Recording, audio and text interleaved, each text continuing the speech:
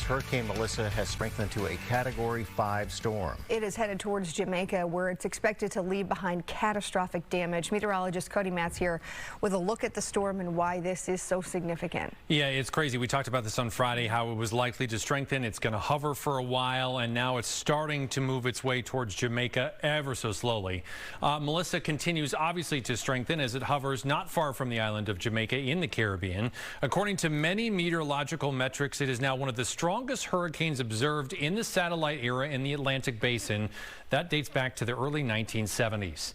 Let's start, though, in the Dominican Republic, where the country has been receiving off and on heavy bouts of rain for some time now from those outer bands of Melissa, dating back to late last week. This video shows civil defense workers walking through the floodwaters to help those in need of rescue.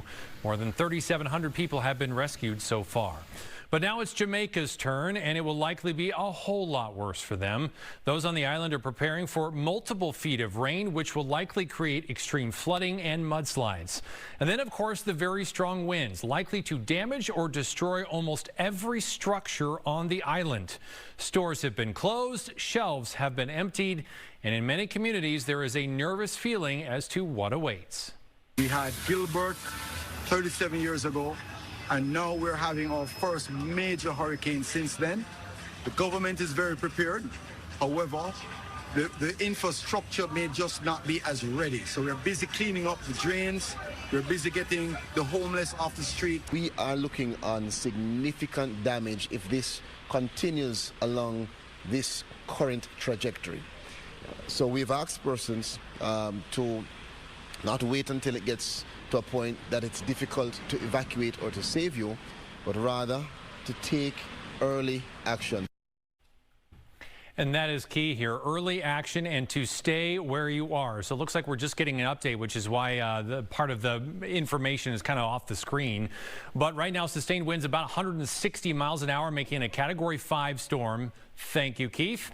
It is moving to the west right now at about 3 miles an hour. Pressure down to 913 millibars, which means it's continuing to strengthen. So I would expect that wind speed to continue increasing. Now you can see the line there, the squiggly line at the bottom of the screen. That is its historical path, meaning that's the path it's taken. It's meandered for days.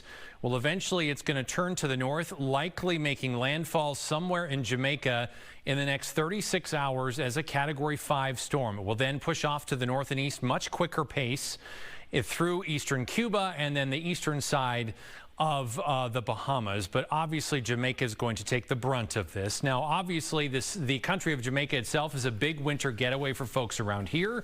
So I would hold off on booking any winter trips there until more information is known on how things fare in the days and weeks ahead. Obviously, if your trip is already booked, then you obviously need to figure out the next steps. So don't cancel anything. Don't knee-jerk this. But obviously pay attention and then just read through your information like, okay, how do I change this? How do I cancel? But it's just, it's going to be a mess. And it's kind of like the slow motion train wreck where you know what's coming and there's just nothing to stop it. Wow. Yeah. We think it'll hit land as a Cat 5. It's a good possibility. It's Category 5. It's kind of, I don't want to say it's you know, the category doesn't really matter.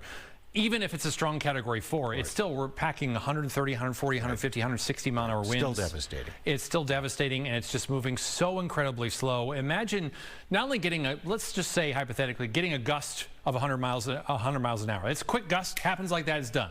But imagine getting those winds sustained for 24, 36 consecutive hours. Right.